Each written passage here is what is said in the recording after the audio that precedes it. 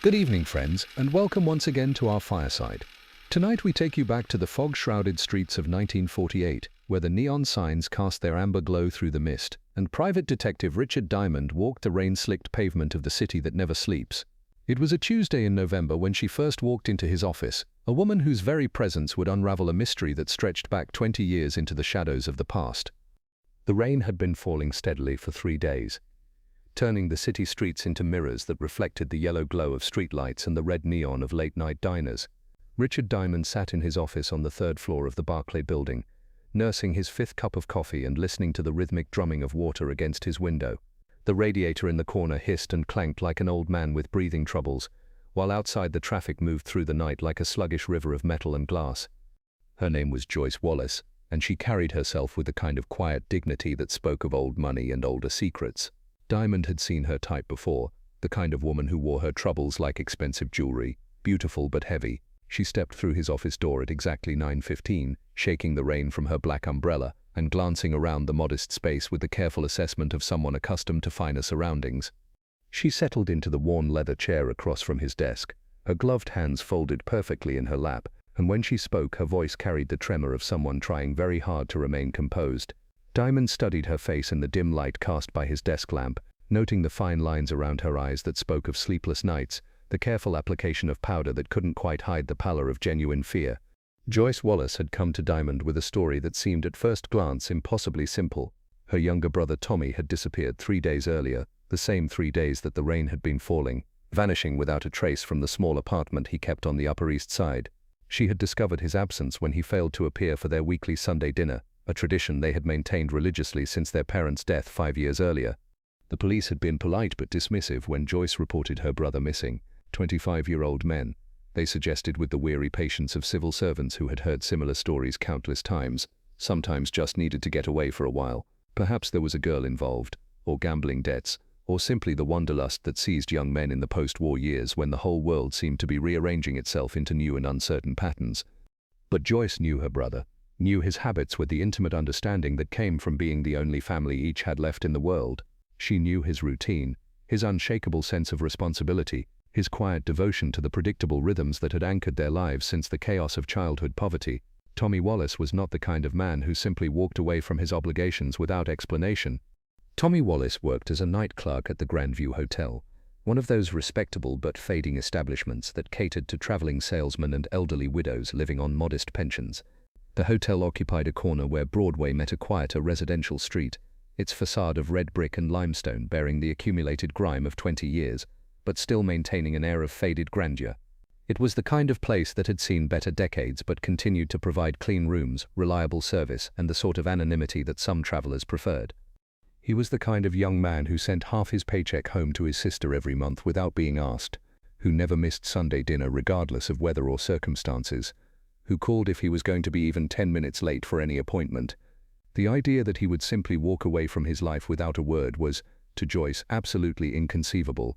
She had known him since he was 7 years old, had helped raise him after their mother died, had watched him grow from a frightened boy into a responsible young man who took his duties seriously. Diamond accepted the case, drawn perhaps by the genuine fear in Joyce Wallace's eyes, or maybe by the comfortable weight of the retainer she placed on his desk without hesitation or negotiation. He had learned over the years to trust his instincts about clients, and something in Joyce Wallace's manner convinced him that this was more than a simple case of a young man needing space from family obligations. There was a depth to her concern that suggested secrets beneath the surface of what appeared to be a straightforward missing person investigation. He began his investigation the way he always did, by retracing the missing person's last known steps and building a picture of Tommy Wallace's final days. The Grandview Hotel sat like a tired old gentleman on its corner, its brass fixtures tarnished but still dignified, its lobby filled with the kind of overstuffed furniture that had seen better decades. The carpet showed worn paths where countless guests had walked from the entrance to the elevator, and the air carried the mingled scents of old tobacco, furniture polish, and the lingering aroma of countless meals served in the hotel's restaurant. The hotel manager, a thin man named Carlyle with nervous hands and a pencil mustache that belonged to an earlier era, was eager to help, perhaps too eager, Diamond thought, noting the way the man's fingers drummed against his desktop and how his eyes never quite met Diamond's gaze directly. Carlyle explained that Tommy Wallace had worked the night shift from 11 in the evening until 7 in the morning, 5 nights a week, and had been a model employee for the past 18 months. Reliable, quiet, never any trouble, Carlyle emphasized, his voice carrying the slightly defensive tone of a man who had dealt with difficult employees in the past and appreciated those who caused no problems. Tommy had a key to the hotel's front door for late arrivals, was trusted with the night's receipts, and had never given management any reason for concern. On the Sunday night he disappeared. Tommy had clocked in as usual at 11, but when the day manager arrived at 7 Monday morning, the desk was empty and Tommy was nowhere to be found. But as Diamond dug deeper into the hotel's overnight guest records, spending hours in the cramped office behind the front desk, a curious pattern began to emerge. Over the past 3 months, the Grandview had played host to an unusual number of guests, who stayed only one night and paid in cash. Traveling salesmen, they claimed when registering, but their luggage was suspiciously light for men supposedly conducting business, and their business cards, when Diamond managed to examine a few left behind in wastebaskets and forgotten in ashtrays, led to companies that existed only on paper and telephone answering services. The guest register showed names that sounded authentic enough: Johnson from Pittsburgh, Martinez from Chicago, O'Brien from Boston, but when Diamond cross-referenced them with the hotel's telephone logs, he found that none of these supposed businessmen had made or received calls during their stays. For traveling salesmen, they seemed remarkably uninterested in conducting business, and their registration information, when Diamond took the time to verify it, invariably led to non-existent addresses or businesses that had been closed for months. The other hotel employees painted a picture of Tommy Wallace as a young man who minded his own business, perhaps too well for his own good. The day clerk, an elderly man named Peterson who had worked at various hotels throughout the city for 30 years, mentioned that Tommy had seemed increasingly nervous over the past few weeks. He had developed a habit of jumping at unexpected sounds, looking over his shoulder when he thought no one was watching, and asking casual questions about guests that seemed to go beyond normal professional curiosity. The night janitor, an elderly Italian man named Rossi who had worked at the Grandview for 30 years and had seen the hotel through its glory days and its gradual decline, confided to Diamond that he had often seen Tommy writing in a small notebook during the quiet hours between midnight and dawn. The young man would sit at the front desk with the notebook open beside him, writing with the intensity of someone recording something very important, glancing up nervously whenever someone entered the lobby or when the elevator arrived at the ground floor. Rossi had assumed Tommy was studying. The young man had mentioned taking accounting courses during the day, but the janitor had noticed that Tommy seemed to write in the notebook only when certain guests were present in the hotel. The rest of the time, the notebook remained hidden in a drawer beneath the front desk, carefully locked away as if it contained information too valuable or dangerous to leave exposed. Diamond's investigation led him next to Tommy's apartment, a modest but tidy space on the 4th floor of a brownstone building that had known grander days but still maintained an air of respectability. The neighborhood was one of those areas caught between past elegance and present decline, where elderly residents who remembered better times lived alongside young people who couldn't yet afford better addresses. The building's hallways smelled of cooking food and old wood, while outside the sounds of the city filtered through windows that faced a courtyard shared with 3 other similar buildings. The landlady, Mrs. Patterson, was a widow in her 70s who had taken a maternal interest in her young tenant and spoke of him with the affection reserved for the children she had never had. She confirmed that Tommy had left for work on Sunday evening as usual, whistling a popular tune and carrying his lunch in a brown paper bag like he did every night. He had been living in the apartment for 8 months, paid his rent promptly on the 1st of each month, and had never caused any trouble or given her any reason for concern. Mrs. Patterson described Tommy as a quiet, respectful young man who kept regular hours and seemed dedicated to bettering himself through education and hard work. He received few visitors, mainly his sister Joyce, who came for dinner once a month, and occasionally a young woman named Helen who worked as a secretary at the accounting firm where Tommy took his evening classes. He didn't drink or gamble, attended Mass at the local Catholic church every Sunday morning before visiting his sister, and spent most of his free time reading or studying. Inside Tommy's apartment, Diamond found the careful life of a methodical young man who understood the value of order and routine. Books were arranged alphabetically on their shelves, mostly textbooks on accounting and business, along with a few novels and biographies that suggested a mind interested in learning beyond his immediate professional needs. His clothes hung precisely in the closet, organized by season and function, while his bills were paid and filed away in neat stacks that spoke of someone who understood the importance of maintaining financial records. The apartment's small kitchen showed evidence of careful meal planning and frugal shopping, with canned goods arranged in neat rows and fresh food that had been purchased to last exactly 1 week. On the kitchen table sat a half-finished crossword puzzle from Sunday's newspaper, the pencil lying beside it as if Tommy had intended to return and complete it after work. The sight of that unfinished puzzle, with its neat handwriting and careful erasures, gave Diamond his first real sense of the person behind this disappearance. But in the bedroom, underneath the mattress where someone might hide something precious or dangerous, Diamond discovered what he had been hoping to find: a small leather notebook filled with Tommy Wallace's careful handwriting.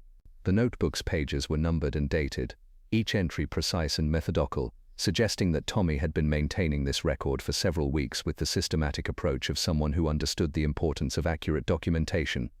The notebook contained dates, times, and names, a meticulous record of the hotel's mysterious overnight guests that went far beyond the basic information recorded in the official guest register. Tommy had noted arrival and departure times down to the minute, had recorded descriptions of luggage and personal effects, and had even managed to document brief conversations he had overheard while the guests believed themselves unobserved. The entries revealed a pattern of behavior that suggested these supposed businessmen were conducting meetings rather than sleeping, using their hotel rooms as temporary offices for discussions that required privacy and security. But more than that, the notebook contained addresses that didn't match the registration information, license plate numbers of cars that had dropped off or picked up the mysterious guests, and even small photographs that Tommy had apparently taken with a camera during his night shifts. The photographs were grainy and taken from a distance, but they clearly showed men in expensive overcoats entering and leaving the hotel at unusual hours, sometimes carrying briefcases or manila envelopes that seemed disproportionately important given the casual nature of their supposed business trips. Diamond studied the photographs carefully, noting the way these men carried themselves with the confident bearing of people accustomed to wielding authority, the quality of their clothing that suggested incomes considerably higher than those of typical traveling salesmen, and most tellingly, the way they seemed to be aware of their surroundings in a manner that spoke of men who understood the value of caution and the dangers of observation. Tommy Wallace had been conducting his own investigation, documenting what appeared to be some kind of organized operation using the Grandview Hotel as its base of operations. The young man had approached this task with the same methodical attention to detail that he brought to his accounting studies and his personal finances, creating a record that was comprehensive enough to serve as evidence in any legal proceeding that might arise from whatever activities he had discovered. Diamond recognized several of the names in Tommy's notebook from his own years of working the city's streets, and his contacts within both the police department and the less official networks of information that existed in any large city. They belonged to men with connections to labor unions, city contracts, and the kind of politics that happened in smoke-filled back rooms rather than voting booths.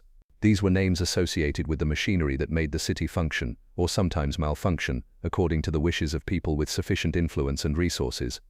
The pattern suggested something larger and more sophisticated than simple hotel fraud or even routine criminal activity. It looked like the Grandview was being used as a meeting place for deals that couldn't happen in daylight, transactions that required the kind of neutrality and anonymity that a modest hotel could provide. The men Tommy had documented were conducting business that needed to remain invisible to official scrutiny, using the hotel's rooms as temporary offices where handshake agreements could be reached without leaving paper trails or creating witnesses. This was the kind of operation that could exist successfully for years without detection, as long as all participants understood the rules and maintained their discretion. Tommy Wallace, with his notebooks and photographs and careful documentation, represented a threat to this system, not because he posed any immediate danger of exposure, but because his records created the possibility that someone else might eventually use them to unravel whatever network was operating through the Grandview Hotel. Armed with this information, Diamond returned to Joyce Wallace with questions that had nothing to do with her brother's disappearance and everything to do with her family's past. He found her waiting in her elegantly appointed living room, surrounded by the kind of antiques that spoke of inherited wealth and family histories that stretched back through generations of careful accumulation. The room's tall windows looked out onto a tree-lined street where gaslight still competed with electric illumination, and the furniture bore the patina of age and quality care. Joyce listened to Diamond's discoveries with growing alarm, her composure gradually giving way to something that looked like recognition rather than surprise. When he finished his account of Tommy's notebooks and photographs, she was quiet for a long moment, her hands folded in her lap just as they had been during their first meeting, her eyes focused on something beyond the immediate present, as if she were looking back through years of carefully maintained family secrets. Finally, Joyce Wallace began to speak about her family's history, about secrets that had been buried for 20 years and debts that had never been fully paid. Her voice carried the weight of someone who had spent years avoiding a conversation that she always knew would eventually become necessary. and her words came slowly as if each one required careful consideration before being released into the space between them. Her father, she explained, had been a successful businessman in the 1920s, with interests in construction and city development that had made the Wallace family wealthy during the boom years that preceded the Great Crash.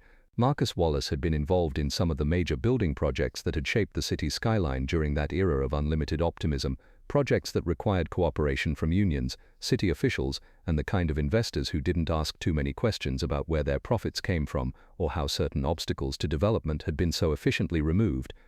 Marcus Wallace had understood that successful business in a large city required more than simply having good ideas and adequate capital. It required relationships with people who could make things happen or prevent them from happening depending on the needs of the moment.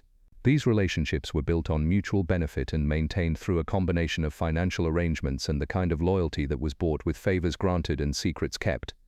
When the market crashed in 1929, many of those business relationships had soured as fortunes disappeared, and investigations began into the connections between legitimate businesses and the less legitimate activities that had sometimes made their success possible.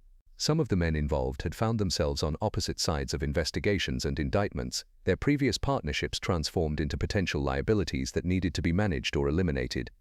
Joyce's father had managed to keep his name out of the newspapers and his business interests largely intact, but he had paid a price for his survival that went beyond simple financial loss. That price had included maintaining certain loyalties and keeping certain secrets, even as the years passed and the world changed around them. Marcus Wallace had understood that his continued prosperity depended on his ability to remain useful to people whose own prosperity depended on maintaining networks of mutual obligation and shared risk. The Grandview Hotel, Joyce revealed with obvious reluctance, had been one of her father's investments, purchased in 1932 when the original owners could no longer meet their mortgage payments and the property was available for a fraction of its previous value. Marcus Wallace had kept the hotel running as a legitimate business, ensuring that it maintained its reputation for respectability and reliable service, but he had also made it available for the occasional private meeting, the discreet conversation, the kind of business that required neutral ground where participants could meet without creating obvious connections between their official activities and their unofficial arrangements. These meetings had been infrequent enough to attract no attention, involving men who appeared to be ordinary businessmen conducting routine transactions, but they had provided Marcus Wallace with a steady source of income that supplemented his legitimate business interests and helped maintain his position within the network of relationships that governed so much of the city's economic life.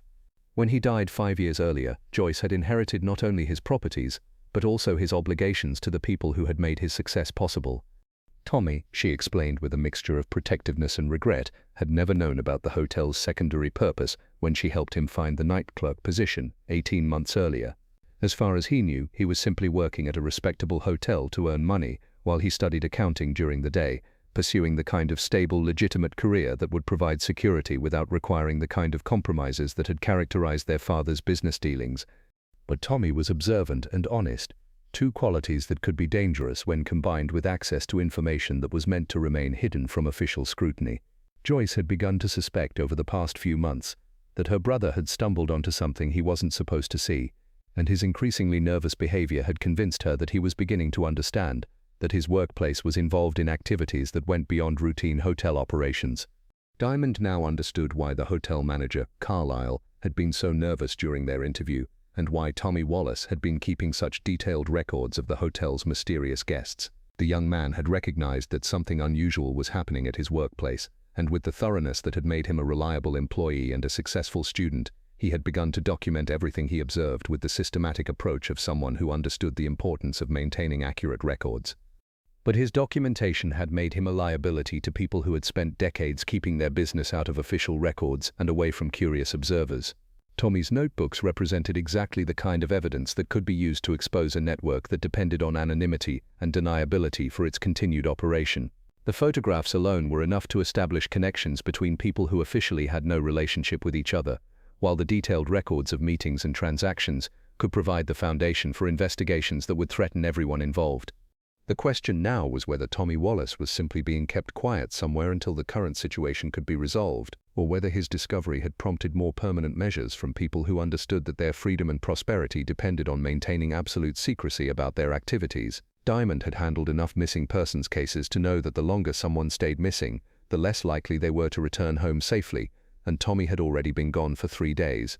Time was not on Tommy's side, and Diamond realized that any attempt to involve official law enforcement would likely result in the young man's permanent disappearance as the network moved to protect itself from exposure. This was the kind of situation that required delicate handling and careful negotiation rather than the direct confrontation that might work in cases involving ordinary criminals who lacked the resources and connections to make problems disappear permanently. Diamond's next step took him into the city's underworld, to bars and pool halls where information could be bought with whiskey and patience rather than official warrants and legal procedures. He visited places where men gathered after dark to conduct the kind of business that couldn't happen during daylight hours. Establishments where the rules of ordinary society were suspended in favor of arrangements based on mutual benefit and shared risk. He spoke to bookmakers who took bets on horse races and boxing matches, to loan sharks who provided capital to people who couldn't qualify for bank loans, to men who knew which city officials could be bought and which ones had to be worked around or avoided entirely. These conversations took time and required the kind of patience that came from understanding that information in this world was a valuable commodity that couldn't be rushed or demanded but had to be earned through careful cultivation of relationships built on mutual respect and shared interests. Gradually, a picture began to emerge of a network that had been operating quietly for decades, adapting to changes in the political landscape and economic conditions, but never disappearing entirely. This was not the kind of flashy criminal organization that appeared in newspaper headlines, but rather a sophisticated system of relationships that allowed certain people to profit from their ability to influence official decisions and facilitate arrangements that benefited everyone involved, while remaining invisible to public scrutiny. The name that kept surfacing in Diamond's conversations was Vincent Torino, a man who had started as a union organizer in the 1920s and had gradually expanded his influence into construction, gambling, and the kind of lending that didn't require collateral beyond the borrower's continued good health and cooperation. Torino was described as old school in his methods, preferring handshake deals and unwritten agreements to contracts and formal partnerships, but he was also ruthlessly practical when those agreements were threatened by people who didn't understand the rules or who posed risks to the system's continued operation. Vincent Torino represented the kind of businessman who operated successfully in the spaces between legal and illegal, using his understanding of both worlds to create opportunities that served his interests, while providing benefits to the people who could help or hinder his activities. He was not a gangster in the Hollywood sense, but rather a facilitator who made things happen for people who needed problems solved or obstacles removed, and who expected absolute discretion from everyone involved in his operations. Diamond learned that Torino had been using the Grandview Hotel for monthly meetings with a select group of associates, men who controlled various aspects of the city's informal economy and who needed a place where they could coordinate their activities without creating official records or attracting unwanted attention. These weren't the flashy gangsters of popular imagination, but rather the gray-suited men who made sure that certain contracts went to certain companies, that certain inspections were delayed or forgotten, that certain investigations were quietly redirected toward more convenient targets. The meetings at the Grandview Hotel represented a crucial part of this system, providing a forum where different participants could coordinate their activities and resolve conflicts before they became serious enough to attract official attention. The hotel's reputation for respectability made it an ideal location for such gatherings, while its modest size and limited staff ensured that the meetings could be conducted with minimal risk of observation or documentation. Tommy Wallace, with his careful record-keeping and amateur photography, had unknowingly compiled a detailed case file against some very dangerous people. Diamond realized that the young man's disappearance was likely a protective measure, keeping him somewhere safe and incommunicado until the situation could be permanently resolved in a way that eliminated the threat he represented without creating additional problems for the people involved. The question was whether that resolution would involve Tommy's safe return to his normal life with a clear understanding that he should forget everything he had seen, or whether the people involved would decide that the risk he represented could only be eliminated through more permanent measures. Diamond understood that he was working against time, and that every day that passed made the second option more likely as the network's participants grew more concerned about their exposure. Diamond's investigation now shifted from finding Tommy Wallace to finding Vincent Torino, a task that proved surprisingly difficult for a man who supposedly conducted business in the city every day. Torino's official address led to an answering service, staffed by people who claimed to know nothing about his schedule or whereabouts. His known associates suddenly claimed they hadn't seen him in weeks. Even the bartenders who had served him for years suddenly developed convenient amnesia about his habits and preferences. This was clearly a man who understood the value of maintaining a low profile, and who had spent years developing the ability to disappear into the city's anonymous crowds whenever circumstances required. Torino moved through the urban landscape like smoke, visible when he chose to be seen but capable of vanishing completely when visibility became a liability rather than an asset. But Diamond had been working the streets long enough to know that everyone, no matter how careful or sophisticated, had patterns and weaknesses that could be discovered and exploited by someone with sufficient patience and determination. He spent 2 days following false leads and talking to people who claimed to know nothing, gradually building a picture of Torino's habits and relationships through the accumulated fragments of information that even the most careful person couldn't completely conceal. Torino's weakness, Diamond finally discovered, was his elderly mother, a tiny Italian woman in her 80s, who lived alone in a tenement building in Little Italy and attended Mass every morning at 6 o'clock at St. Anthony's Church. She had been following this routine for 30 years, walking the same route to church regardless of weather or season, and her son had been meeting her there every Thursday morning for the past decade, a tradition that spoke of genuine filial affection despite his involvement in activities that would have horrified the devout old woman. Diamond positioned himself outside the church early one Thursday morning, watching the faithful emerge from their prayers into the grey November dawn. The neighborhood was already awakening around him, with shopkeepers opening their establishments and workers heading toward the subway stations, but the area around the church maintained the peaceful quiet that seemed to surround places of worship regardless of the urban chaos that surrounded them. Sure enough, Vincent Torino appeared at 7:30, a stocky man in his 50s wearing a well-tailored overcoat that spoke of success and careful attention to appearance. He carried a small bouquet of flowers, chrysanthemums and roses that he had obviously selected with care, and moved with the kind of relaxed confidence that suggested this weekly ritual was one of the genuine pleasures in his carefully regulated life. He walked his mother home with the kind of careful attention that spoke of genuine affection, taking her arm when they crossed streets and listening patiently as she spoke about the sermon and the other parishioners and the small events that filled her quiet days.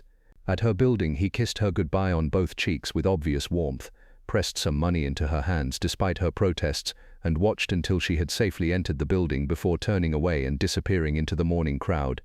Diamond followed at a distance, noting that Torino moved with the awareness of someone who expected to be watched but wasn't particularly concerned about it.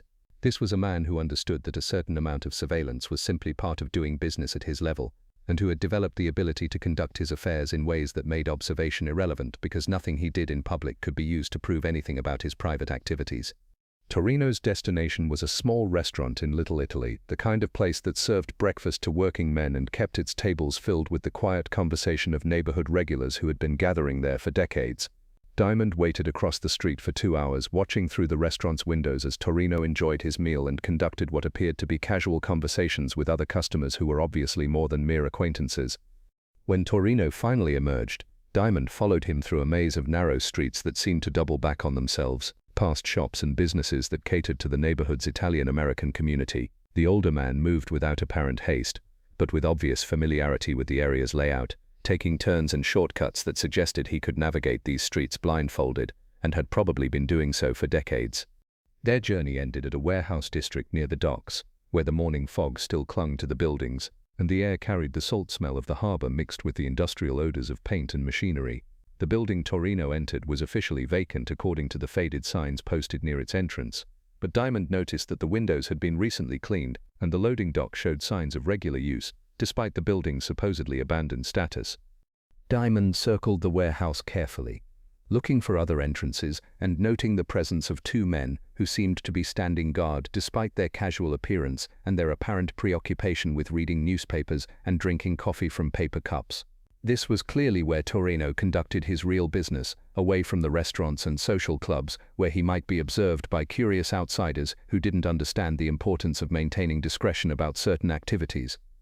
The warehouse represented the kind of neutral territory that successful operations of this type required, a place where different participants could meet without creating obvious connections between their legitimate businesses and their unofficial arrangements. Diamond could see that the building was well maintained despite its abandoned appearance, with recent repairs to the roof and loading dock that suggested it was being used regularly for purposes that required both security and privacy. Diamond retreated to a coffee shop 3 blocks away to consider his next move, knowing that a direct approach would likely result in his own disappearance and would certainly doom any chance Tommy Wallace might have for safe return. This was not the kind of situation that could be resolved through confrontation or official intervention, but rather required the kind of delicate negotiation that took into account everyone's interests and provided a solution that allowed all parties to achieve their objectives without creating additional problems. That evening, Diamond returned to Joyce Wallace with an update on his investigation and a proposal that would require her cooperation and considerable courage. He had located Vincent Torino and believed he knew where Tommy was being held, but extracting him safely would require a carefully orchestrated plan that took advantage of the existing relationships between Joyce's family and the network that was currently holding her brother. Joyce would need to contact Torino directly, using her knowledge of her father's old business relationships to arrange a meeting where they could discuss the situation like reasonable adults who understood the complexities of the world they both inhabited. This was not a matter that could be resolved through threats or ultimatums, but rather required the kind of negotiation that acknowledged everyone's legitimate interests and found a solution that served everyone's needs.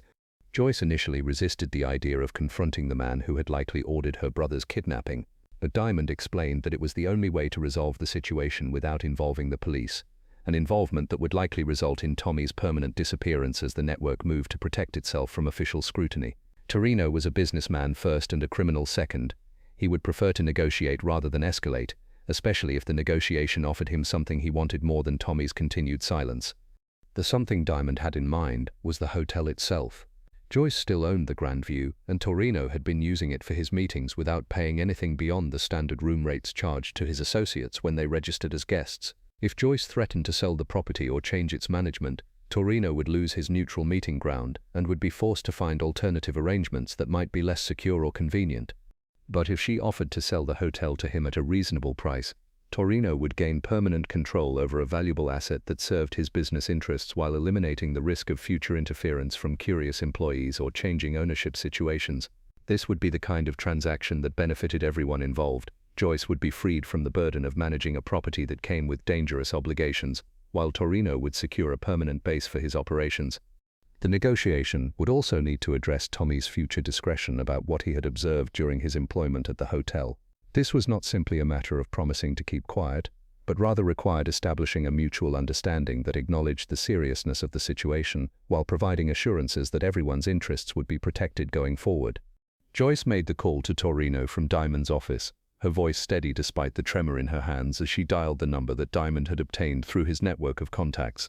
She identified herself as the daughter of Marcus Wallace and said she needed to discuss a matter of mutual interest regarding the Grandview Hotel and certain recent developments that affected their shared understanding of how the property should be managed. Torino's voice, when he came on the line, was courteous but cautious. He remembered her father with obvious respect and expressed his condolences for the family's loss, then listened carefully as Joyce explained that she was aware of the hotel's unofficial role and was concerned about recent complications that might affect everyone's interests. When she mentioned her brother's disappearance, there was a long pause before Torino agreed to meet her the following evening at 8 o'clock in the hotel's restaurant. The choice of location was significant, a public place where both of them would feel relatively safe, but also the scene of the activities that had created the current problem. It was Torino's way of acknowledging that he understood the situation while demonstrating that he wasn't intimidated by the prospect of discussing it openly with someone who had legitimate concerns about how it was being handled. Diamond spent the next day making his own preparations for the meeting. He contacted his old friend Detective Lieutenant Pat Ryan and arranged for plainclothes officers to be positioned around the hotel during the evening, not to intervene in the meeting but to ensure that Joyce would be safe regardless of how the negotiation proceeded. He also hired 2 private security guards to watch Joyce's apartment and office, ensuring that Torino couldn't use additional leverage against her during their discussion. These precautions were not meant to threaten Torino or suggest that Diamond didn't trust him to honor the informal rules that governed such negotiations, but rather to demonstrate that Joyce was not entering the meeting without protection or resources of her own. In Torino's world, showing appropriate caution was a sign of intelligence rather than distrust, and would likely increase his respect for Joyce's understanding of the situation's complexities. The Grandview Hotel's restaurant was a faded but dignified establishment that had once catered to the city's social elite, but now served reliable meals to hotel guests and neighborhood residents who appreciated its old-fashioned atmosphere and reasonable prices. The room's high ceilings and dark wood paneling spoke of an earlier era when such places had been gathering spots for the city's business and political leaders, and even in its reduced circumstances, it maintained an air of discretion that made it suitable for private conversations. Diamond arrived early and positioned himself at a corner table where he could observe the entire room while appearing to read his newspaper and enjoy a quiet dinner. The restaurant's other patrons were mostly elderly residents of the neighborhood, and a few hotel guests, people who seemed unlikely to pay attention to conversations that didn't concern them directly but whose presence would ensure that the meeting remained civilized and businesslike. Joyce arrived precisely at 8 o'clock, wearing a simple black dress that conveyed both respect for the seriousness of the situation and confidence in her ability to handle whatever might develop during the evening. She had chosen her appearance carefully, dressing in a way that acknowledged Torino's old-world sensibilities while demonstrating that she was not intimidated by the prospect of negotiating with a man of his reputation and influence. Vincent Torino entered 5 minutes later, accompanied by a younger man who Diamond recognized from his surveillance as one of the warehouse guards. Torino was smaller than Diamond had expected, but he moved with the quiet confidence of someone accustomed to having his wishes respected and his words taken seriously. He greeted Joyce with old-world courtesy, pulling out her chair and asking politely about her health and that of her family, before settling down to business. The meeting lasted nearly an hour, with both parties maintaining their composure despite the gravity of what was being discussed. Diamond couldn't hear their conversation from his table, but he could read their body language and facial expressions as they worked through the details of an arrangement that would serve everyone's interests while resolving the immediate crisis created by Tommy's unauthorized documentation of the hotel's unofficial activities. Joyce began by explaining her concerns about her brother's disappearance, speaking with the calm directness of someone who understood that emotional appeals would be less effective than rational discussion of mutual interests. Torino listened with the patience of someone who had expected this conversation and had already given considerable thought to how it might be resolved. When she finished, he spoke briefly, his hands folded on the table, his expression serious but not threatening. Diamond watched as the negotiation progressed through what appeared to be several distinct phases. Joyce presented her proposal about the hotel sale, and he saw Torino's eyebrows raise slightly in surprise, suggesting that he hadn't anticipated this particular solution to their mutual problem. The older man leaned back in his chair as he considered the offer, his fingers drumming silently against the table while he calculated the advantages and risks of accepting Joyce's proposition. There was a lengthy discussion about terms and conditions, with both parties occasionally taking notes on small pieces of paper that they folded and put away after reaching agreement on specific points. This was clearly a negotiation between people who understood the importance of details and the necessity of ensuring that any arrangement they reached would be durable enough to prevent future complications. Torino made several phone calls from the restaurant's pay telephone, speaking in low tones to people who were obviously waiting for his instructions about how to proceed. Joyce waited patiently during these interruptions, maintaining her composure even when the calls stretched on for several minutes and left her sitting alone at the table, while other diners occasionally glanced in her direction with mild curiosity about this unusual evening meeting. When Torino returned from his final phone call, he nodded to Joyce with what appeared to be satisfaction and extended his hand across the table. She shook it firmly, then stood and walked calmly out of the restaurant, leaving Torino to settle the check and exchange a few words with his companion before following her example and departing into the November night. Diamond waited 5 minutes before leaving his own table, paying his bill with the deliberate casualness of someone who had enjoyed a quiet dinner alone and was in no hurry to return to the cold streets outside. He found Joyce standing beside his car, her face pale but composed, her hands steady as she pulled on her gloves in preparation for the ride back to her apartment. When Diamond asked how the negotiation had proceeded, Joyce simply said that Tommy would be home by midnight and that the other details of their arrangement would be finalized over the next few days through their respective lawyers. She seemed reluctant to discuss the specifics of what had been agreed upon, but her relief was obvious despite her continued concern about her brother's physical and emotional condition after 3 days of involuntary confinement. Diamond drove Joyce to her apartment and offered to wait with her until Tommy's return, an offer she accepted with obvious gratitude. They sat in her elegantly appointed living room, both of them watching the clock and saying very little as the evening progressed toward the promised hour of Tommy's release. The silence between them was comfortable rather than tense, the quiet companionship of people who had shared a difficult experience and were waiting together for its resolution. At 11:30, Joyce made coffee and set out a plate of sandwiches, simple food that would be appropriate for someone who might not have eaten properly for several days. She moved around her kitchen with the automatic efficiency of someone keeping herself busy to avoid thinking too much about what her brother might have endured during his disappearance, and Diamond understood that his role now was simply to provide reassurance through his presence rather than conversation. At 11:45, they heard footsteps in the hallway outside, then the sound of someone fumbling with keys at the apartment door. Joyce rose from her chair but didn't move toward the entrance, understanding instinctively that Tommy might need a moment to adjust to his freedom before facing questions about his experience. When the door finally opened, he stood in the doorway for several seconds, blinking in the light and looking around the familiar room as if confirming that he was truly home. Tommy Wallace entered slowly, looking tired and confused but otherwise unharmed. His clothes were wrinkled and he needed a shave, but there were no obvious signs of physical mistreatment, suggesting that his captors had understood the importance of returning him in good condition. He embraced his sister with obvious relief, holding her tightly for a long moment before stepping back to look at her face and assure himself that she was safe and well. He then looked questioningly at Diamond, clearly wondering who this stranger was and what role he had played in the evening's events. Joyce introduced Diamond simply as a friend who had helped her during Tommy's absence, without elaborating on the details of the investigation or the negotiation that had secured his release. This was clearly a family that understood the value of discretion and the wisdom of not asking questions that might have uncomfortable answers. Joyce explained to her brother that he had witnessed some business activities that were meant to be private, and that certain people had been concerned about his discretion regarding what he had observed during his employment at the hotel. She assured him that the situation had been resolved, and that he was no longer in any danger, but she also made it clear that he should forget everything he had seen and recorded during his time at the Grandview.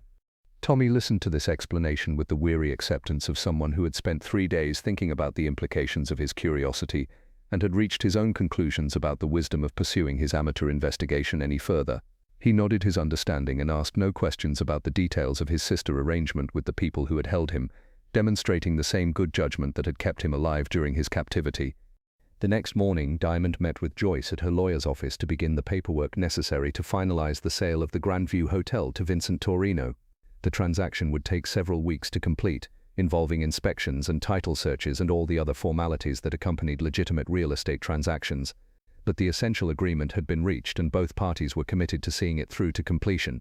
The price being paid was fair, perhaps even generous, reflecting Torino's understanding that this was not simply a business transaction, but also compensation for the Wallace family's cooperation in resolving a potentially dangerous situation. The sale would be handled through legitimate channels with proper documentation, creating no legal complications for anyone involved, while providing Joyce with enough money to ensure her financial security for years to come. Joyce signed the initial papers without visible emotion, treating the transaction as simply another real estate deal rather than the end of her family's 20-year involvement in activities that had compromised their integrity while ensuring their prosperity. Diamond understood that this sale represented more than a financial transaction for Joyce. It was her way of breaking the cycle of obligation and compromise that had shaped her family's life since her father's business relationships had first drawn them into the orbit of people like Vincent Torino. Tommy Wallace never returned to his job at the hotel, instead finding work as a bookkeeper for a small accounting firm on the other side of town, where his methodical approach to record-keeping would be appreciated without creating any risks for himself or his employers. The position paid less than his hotel job had provided, but it offered the kind of routine respectability that would allow him to complete his education and build the kind of career that existed entirely within the boundaries of legitimate business. He never asked his sister about the details of his disappearance or rescue, and she never volunteered the information. Sometimes they both understood. The best way to handle dangerous knowledge is to pretend it never existed in the first place. Tommy threw away his camera and notebooks, destroyed the photographs he had taken, and made a deliberate effort to forget everything he had learned about the hotel's unofficial activities. The accounting firm where Tommy found employment was a small but successful operation that handled books for local businesses and prepared tax returns for middle-class families who wanted professional help with their financial paperwork.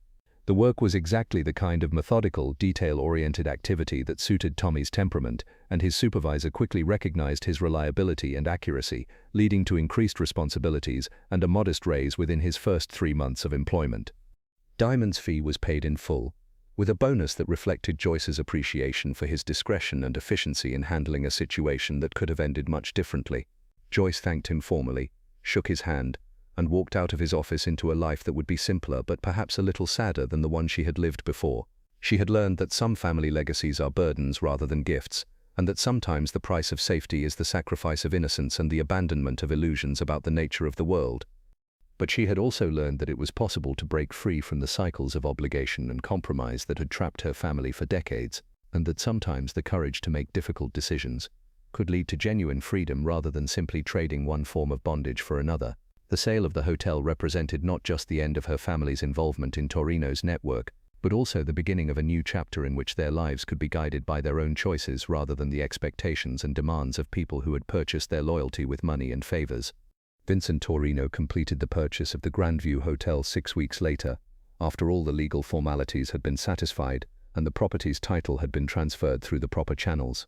He immediately began renovations that would modernize the facility while maintaining its reputation as a respectable establishment that served the needs of travelers and neighborhood residents who valued quality service and reasonable prices.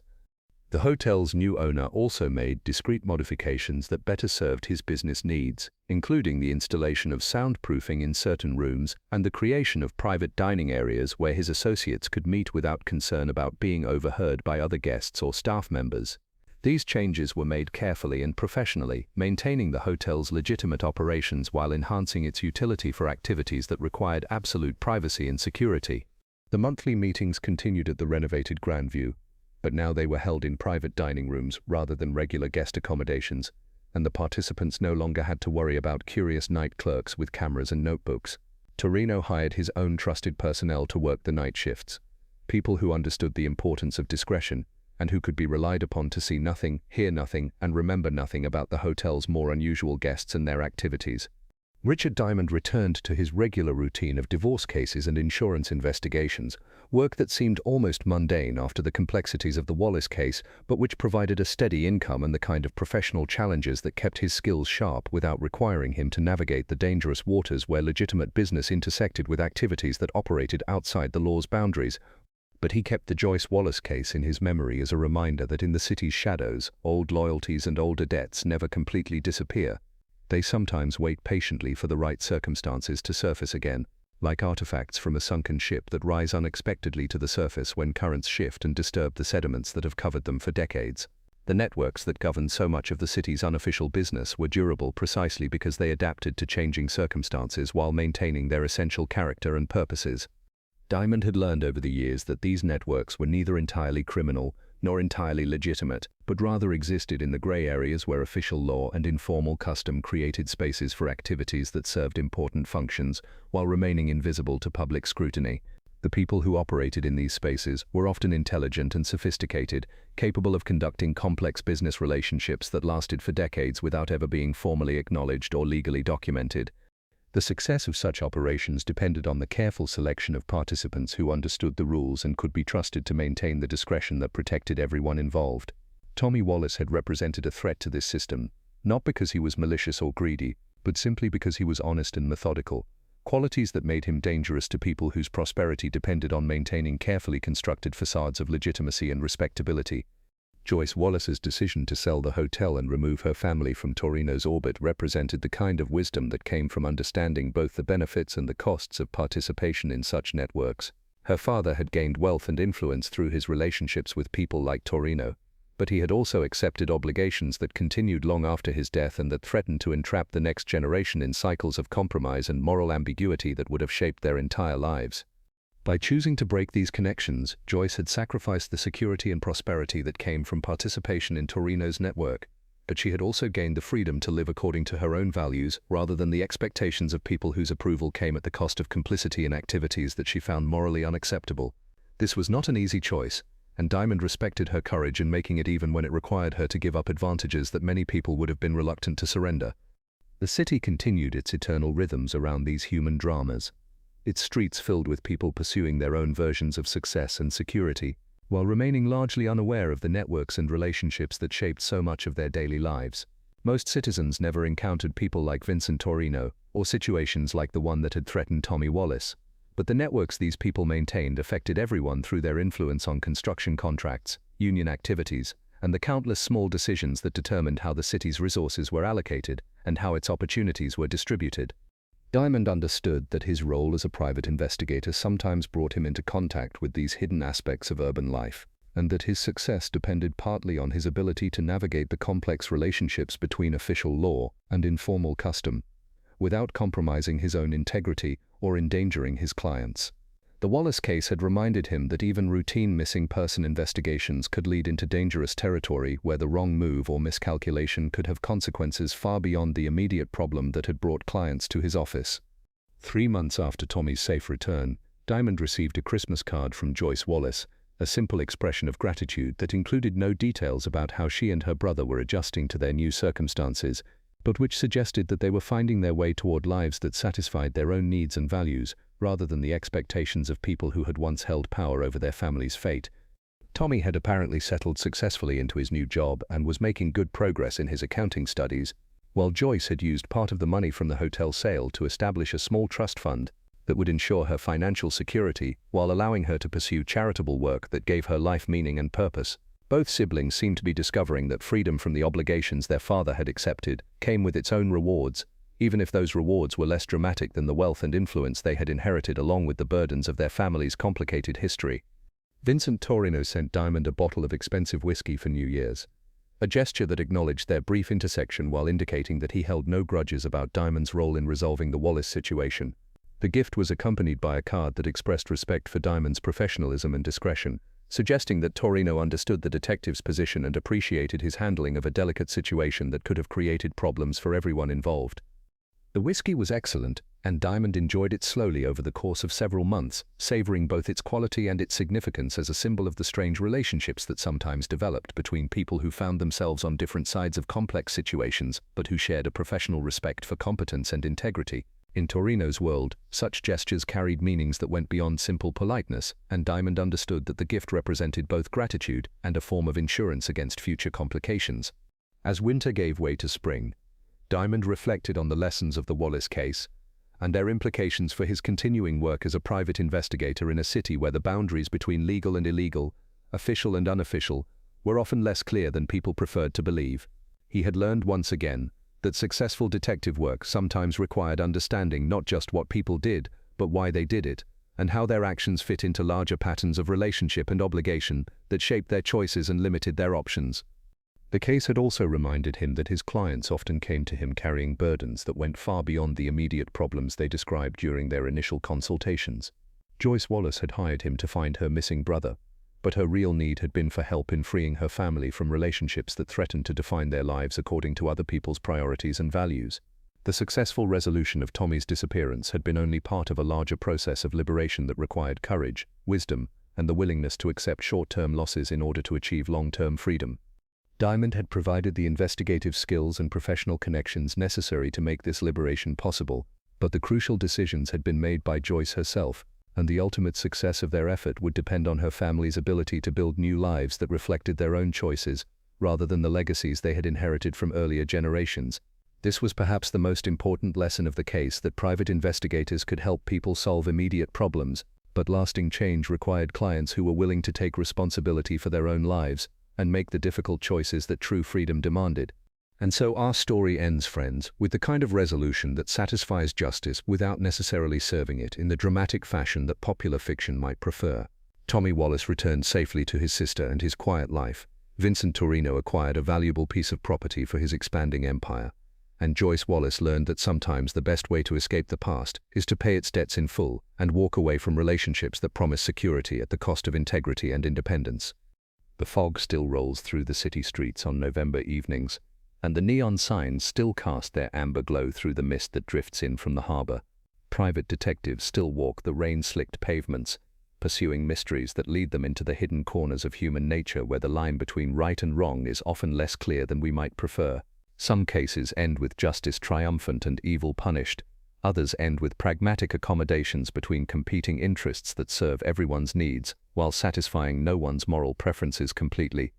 The Richard Diamond case files are filled with both kinds of endings, because the real world doesn't always offer the clean moral victories that we might prefer, but instead presents us with complex situations that require wisdom, courage, and the ability to distinguish between what is ideal and what is possible.